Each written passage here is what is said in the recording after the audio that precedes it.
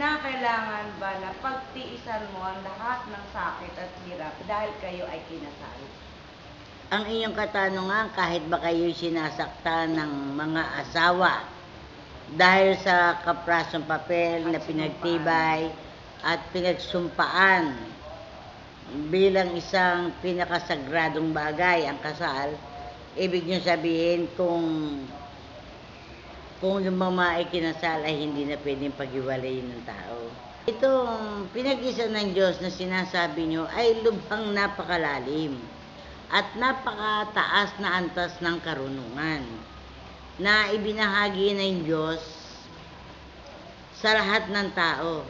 At sa aking palagay, sa aking pag-aanalisa, ay ito ang pinaka magandang o pinaka-obra maestra ng Diyos. At kung inyong matatandaan o inyong mapag-aaralan sa mga aklat ng biology, sa aklat ng mga encyclopedia, dito pinatutunayan na bago mabuhay ang isang tao, ay napakaraming organs ang naitala sa kasulat sa mga aklat na kailangan maging kabuuan ng isang ganap na tao. Dahil kung mayroong mga bahagi na naroroon na hindi nagpapunction, pwedeng ipagkasakit ng isang tao o maaaring ikamatay ng isang tao.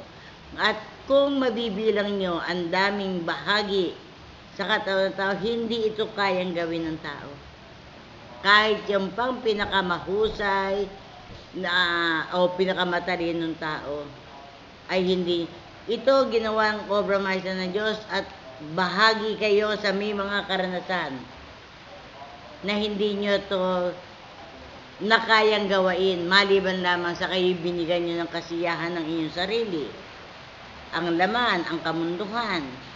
Pero maliban sa ganong sistema o pamaraan ng pakikipagtalik, nabubuhay ang isang ganap na tao. Sa makatwid, itong obra maestra ito, walang pwedeng hindi mo pwedeng gamitin ang karunungan mo. Hindi mo pwede sabihin na marunong ako at meron akong kapangyarihan tulad ng sa Diyos.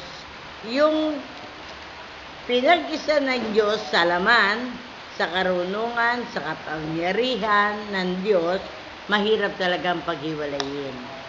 Halimbawa, yung dugo na galing sa lalaki at yung dugo na galing sa babae, kapag sila ay nagkaroon ng meeting at nagkaisa at sila'y nagkaroon ng buhay, nagsimulang magkaroon ng buhay na siyang magbibigay ng kabuuan, ng kaganapan, palagay ko, kahit anong talento mo meron ka, hindi mo kayang paghiwalayin. Pwede bang halimbawa nag-aaway ka, mataas ang away ninyong mag-asawa? Pwede ba sabihin mo na kukunin mo yung dugo mo, kukunin ko yung dugo ko at maghihiwalay tayo? Dahil kung yung kasal, pwedeng paghiwalayin yun. Pero yung dugo sa kapwa-dugo, palagay ko, yun ang pinag-isa ng Diyos na kailanman hindi mapaghihiwalay ng tao. At kung papuntahan naman natin, katangi-tangi ang katagang obra maestra. Dahil kapag sinabing meron kang nilikang isang bagay na walang katulad, isang obra maestra na pwedeng ang Diyos lang na makagawa. At ang tao, Diyos lamang ang pwedeng gumawa.